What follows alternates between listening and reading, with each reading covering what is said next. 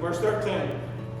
Well, then Moses said to God, Indeed, when I come to the children of Israel and say to them, The God of your fathers has sent me to you, and they say to me, What is his name? What shall I say to them, much less to the Egyptians?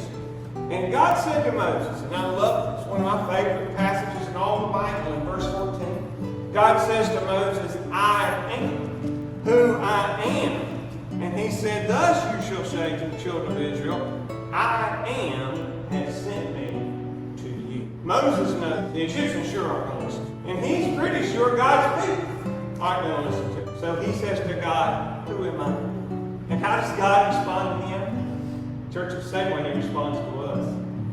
I am. I am going before you. When God says to Moses, I am, God says to Moses as he does to us, his people. If you're a child of God today, you're a child of the King, he says to you, I am. That means I am eternal. I'm from the beginning. I will be in the end. The first and the last, the great I am. Alpha, Omega. I am. I'm eternal. We're not. Okay? We haven't been here. God has. And he always will be. I am, he says. I am eternal. I am creator. I am sustainer. I'm in charge of everything. I am in control. And you can sum it all up by saying, I am able. I am.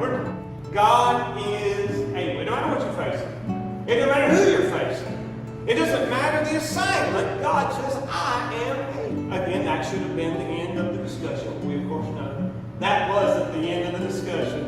Facing our Pharaoh means, like Moses, facing our past. A lot of us don't want to face our past. And it's very difficult. Because the enemy, Satan himself, is constantly reminding us of how bad we were and how bad we are.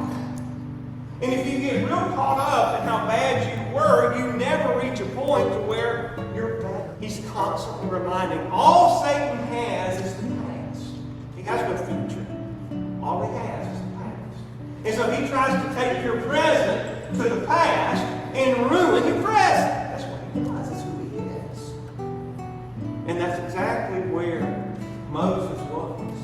When Moses was commanded by God to go to Egypt, what did he think of? I killed a man there, buried a man there. I'm a wanted man there. I can't come back. And God says, I'm able. I'm over the past. I'm the first and the last, the beginning, the end. God is in it all. And he is able. So facing our Pharaoh means facing our past, but also responding to our call in the future.